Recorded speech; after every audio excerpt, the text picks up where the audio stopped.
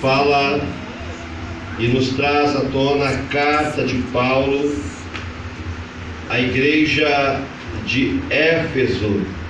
A igreja de Éfeso, ela era uma igreja que foi visitada por Paulo na sua terceira viagem missionária. Éfeso era uma cidade, na época, segundo os historiadores, com cerca de 300 mil habitantes.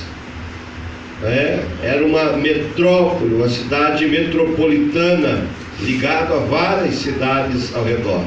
Fundada por Paulo, uma cidade grande, ele prega o evangelho ali. O evangelho tem um impacto muito grande naquela cidade, ao ponto de que muitas pessoas da sociedade vêm a se converter ao evangelho. Ela era uma cidade, a cidade da grande deusa Diana, a Diana dos Efésios, uma cidade muito idólatra, a cidade também que estava tomada pela feitiçaria. E então era necessário que a igreja de Cristo naquela cidade fizesse toda a diferença em poder. O apóstolo Paulo vai escrever e diz que aonde abundou o pecado, a graça superabundou. Aleluia. Glória a Deus. Foi isso que aconteceu. É só nós lermos o capítulo 19 e também o capítulo 20 de Atos dos Apóstolos. Ali está relatado o que aconteceu, as transformações, o impacto que o Evangelho vai causar naquela cidade. Aleluia. Quando ele inicia a sua palavra direcionada à igreja de Éfeso, ele vai já de antemão dar a autoria e dizer que ele é o autor dessa carta, dizendo: Paulo, apóstolo de Jesus Cristo, pela vontade de Deus. Aleluia, aleluia. Se nós fôssemos decorrermos as palavras versículo por versículo, nós tiraríamos um estudo maravilhoso da palavra de Deus. Quando ele fala apóstolo Jesus Cristo pela vontade de Deus, o Edgar não era pela vontade do homem. Ele não foi feito apóstolo pela vontade do homem. Ninguém, não foi por vontade humana e nem por vontade dele mesmo. Pela vontade dele, ele era perseguidor do evangelho, mas através de um encontro com Jesus, ele se deixa convencer-se. Quando ele pergunta, quando ouve aquela voz: Saulo, Saulo, por que me persegue? Ele diz: quem é, Senhor? Ele diz: eu sou Jesus Cristo, a quem tu persegues. Aquilo impactou a vida de Paulo. Ele toma a decisão então. Ele recebe o convite de Jesus. Ele é comissionado por Deus. É pela vontade de Deus. E é interessante que na casa de Deus, na nossa vida, nunca deve prevalecer a minha vontade ou a vontade de alguém. É a vontade de Deus que tem que ter primazia nas nossas vidas e na obra do Senhor. Quando isso acontece, o Evangelho causa um impacto neste mundo. Aleluia. É a vontade de Deus. Amém. A vontade de Deus às vezes contraria todos os nossos desejos. Nós somos voltados para os desejos carnais, para fazer nossa vontade, para ficar em casa, para o bel prazer, mas Deus nos chama para o sacrifício. Aleluia. Em Hebreus, o autor da carta aos Hebreus, ele diz assim: saiamos, pois, a ele, levando o seu vitupério. Vitupério é escárnio, é afronta sofrida. Aleluia. É sofrer por amor a Cristo. Paulo vai entender isso. porque ele de perseguidor passa a ser perseguido. Jesus, quando ele está no Getsemane, e quando ele entra no Getsemane, que ele vai naquela noite decisiva para a humanidade,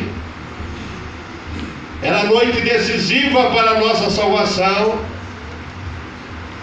Ali estava acontecendo, e nós não sabíamos, o júri de toda a humanidade, absolvidos ou condenados, estava na decisão de Jesus. Era a decisão de um homem, estava o destino de toda a humanidade. Se ele fizesse a sua vontade, nós estávamos condenados. Mas quando ele se entrega à vontade de Deus, nós ganhamos a nossa liberdade. Aleluia. E ele vai orar por 3 vezes, ele vai dizer: Pai, passa de mim este cálice, que não seja preciso eu beber. Ali não estava o Filho de Deus, o Deus, a segunda pessoa da Trindade, mas estava o humano Jesus, e ele sente o peso, e então ele vai dizer: passa de mim esse cálice. Mas na sequência, ouvindo o silêncio do Pai, ele vai dizer: todavia seja feita a tua vontade. Aleluia, glória a Deus. Todavia O seja Espírito feita a Santo tua de Deus. vontade. Aleluia, aleluia. É estranho muitas das vezes para nós. Nós não queremos sofrer. Quem quer sofrer? Mas Jesus se entrega ao sofrimento, porque entende que ali estava a vontade de Deus, ali estava a vontade do Pai. Ele precisava morrer, ser condenado, porque eu e você ansiávamos pela nossa liberdade. Ele comprou a nossa liberdade naquela noite, quando ele se entrega à vontade do Pai. Qual era a vontade de Deus para o apóstolo Paulo? Nós vamos entender em todo o seu ministério. Ele vai passar para as igrejas, vai escrever em suas cartas, dando relatório do seu sofrimento, quantos naufrágios, quantos açoites, quantos dias ele foi dado por morto, apedrejado, perseguido. E esta era a vontade de Deus, para que o Evangelho fosse nas terras mais longínquas. Um certo dia ele vai ouvir, ele deseja ir para Bitínia, e de repente o Espírito Santo não impede que ele vá para lá. E aí ele vai ter uma visão de noite que um varão clamava dizendo: passa a Macedônia e ajuda-nos. Aleluia. E ele vai então, ouvindo o chamado de Deus, e o que esperava ele nesse pedido de ajuda? Prisão, açoites, ao ponto que o próprio carcereiro que vai açoitá-lo, ele apanha, vai para a prisão, fica preso. Há um terremoto, ele é solto da prisão. Através do terremoto ele fica ali e ganha um carcereiro para Jesus. Aleluia, glória a Deus. Quantos aqui ainda querem fazer a vontade de Deus? Amém. Então não reclame. Não reclame, está difícil, Jesus. Eu, Senhor, não sei se vou suportar. Entenda que você está na vontade de Deus. Aleluia. Paulo, aleluia. A voz graça da parte de Deus nosso Senhor Jesus Cristo, pela vontade de Deus. E aí ele dá a sua saudação característica, a voz graça da parte de Deus nosso Pai e da do Senhor Jesus Cristo. Meu Deus. Aleluia.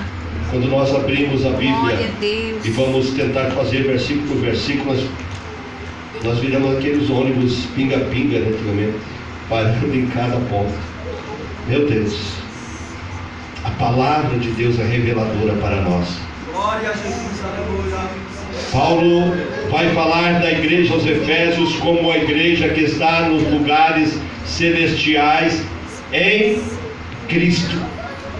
É a igreja que ela é cheia de toda a riqueza da graça de Deus, e isso está implícito no versículo 7.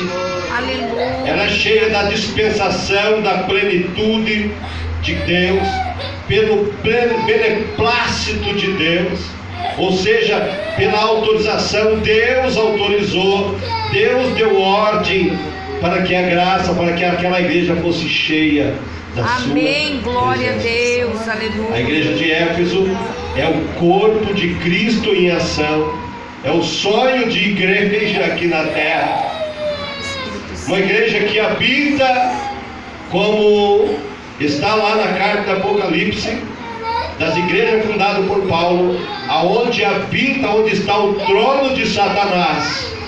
Mas entendamos uma coisa, que a igreja de Cristo supera o inimigo das nossas almas. Aleluia. Aleluia. A igreja está em lugares celestiais. A igreja está num lugar privilegiado. A igreja está como está no versículo 14, no versículo 12, a fim de sermos para louvor da sua glória. Nós, os que primeiro esperamos em Cristo, e que também vós estáis, depois ouviste a palavra da verdade, o evangelho da vossa salvação, e tende também nele escrito, fosses selados com o Espírito Santo da promessa, o qual é o penhor da nossa herança. Selados Aleluia. pelo Espírito Santo. Aleluia. É o dia em que você aceitou Jesus Cristo como teu Salvador. Glória a Deus. O Espírito Santo fez morada em você. Esse é o batismo no Espírito, não com o Espírito. Com o Espírito Santo é com o Espírito Santo e com fogo. Esse é o batismo no Espírito, o dia em que nós aceitamos a Jesus Cristo como nosso Salvador.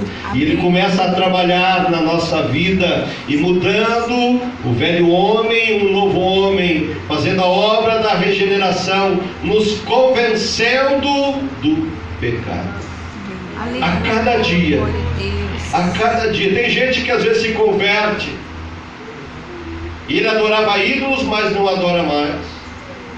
Só que às vezes ele mentia e continua mentindo. Não deixou o Espírito Santo ir completando a obra na sua vida. Ele enganava e não parou de enganar. A obra do Espírito Santo para que estejamos selados para o dia da promessa. Que promessa é essa? O dia da vinda de Cristo. A plenitude dos tempos, que está intrínseco nesse texto, no qual Cristo Ele vai dominar tanto nos céus como na terra. E assim seja feita a tua vontade, tanto nos céus como na terra.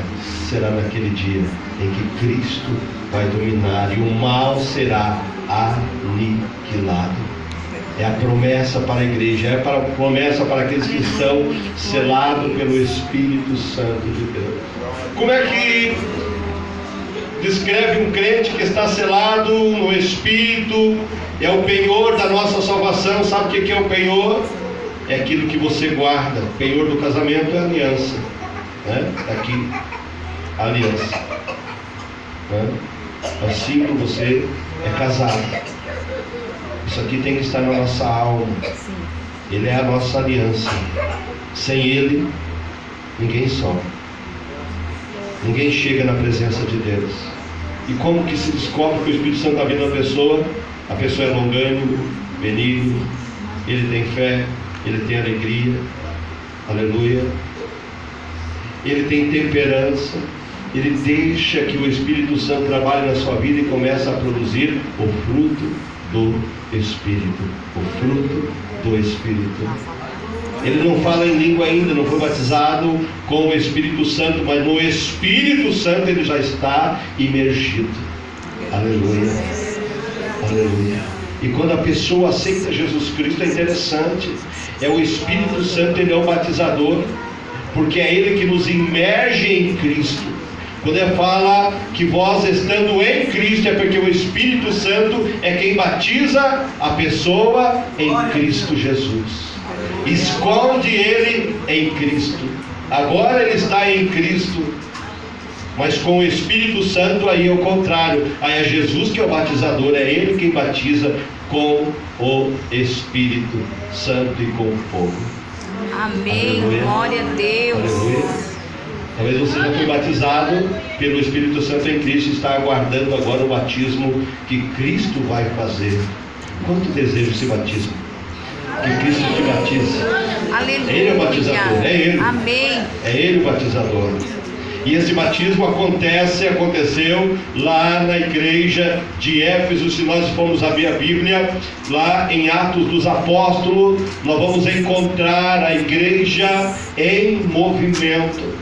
Uma igreja que está nos lugares celestiais, porque ela não tem condições de viver no mesmo nível do mundo. Para viver no mesmo nível do mundo, ela tinha que estar compactuando com a idolatria, compactuando com a feitiçaria. E será que não temos crentes que devem buscar a vitória, mas está compactuando com a feitiçaria aí fora?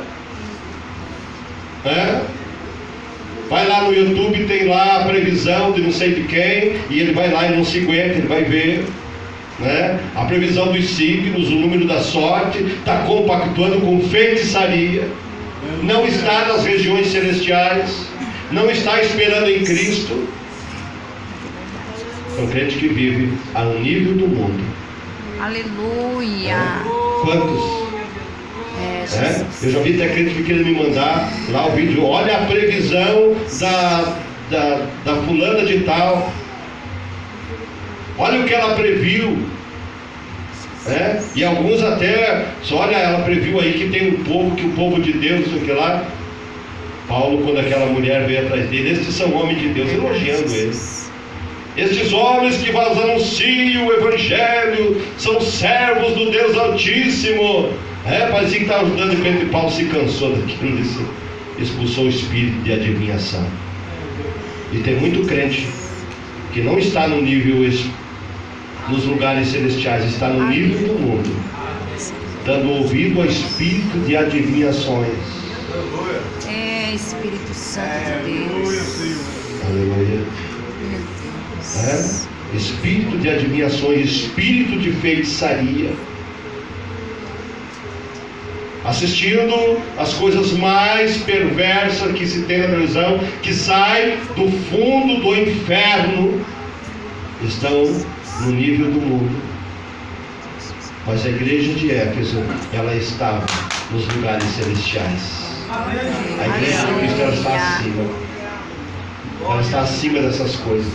Espírito Santo de Deus. Lá no capítulo 19 nós vamos ver que a igreja, quando o Evangelho foi pregado ali, uma cidade de 300 mil habitantes, fora os turistas, que atraiu o turismo religioso, o fanatismo religioso em todos os lugares, e o Evangelho chamou a atenção e preocupou aquele povo ao ponto que eles começaram a confidenciar: esse Paulo está perturbando, esse Paulo, se ele continuar pregando, nós vamos ter prejuízo aqui, ninguém vai mais comprar as imagens que nós fabricamos, ninguém vai mais comprar os nichos de Diana que nós fabricamos, nós vamos ter prejuízo, nós vamos falir, o apóstolo Paulo vai falir.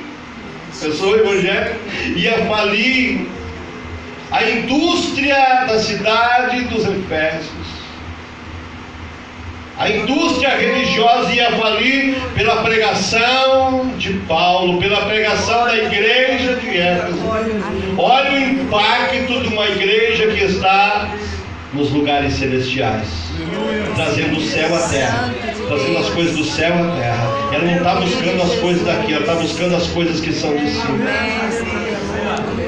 E eles começaram a gritar, e diz o escritor de Atos dos Apóstolos que eles gritaram por cerca de 2 horas, tentando abafar a pregação do Evangelho. Grande é a Diana dos Efésios, grande é a Diana dos Efésios. E pegaram a Paulo, e Paulo não tinha medo. Ele estava disposto a fazer a vontade de Deus. Ele podia se esconder, mas ele foi lá debater com ele, foi diante do procônsul, ele foi preso por causa daquilo. Depois ele teve que ir embora, mas o Evangelho tinha causado um impacto tão grande naquela cidade. Aleluia. Aleluia. Glória a Deus. Aleluia. Bendito, Lá no livro de exaltado Atos dos seja Apóstolos nós vamos o ver nome. que quando pregaram o Evangelho, os feiticeiros se converteram a Cristo. E a conversão foi tão grande que, diz assim, capítulo 19, verso 19: também muitos dos que seguiam artes mágicas trouxeram seus livros e os queimaram na presença de todos.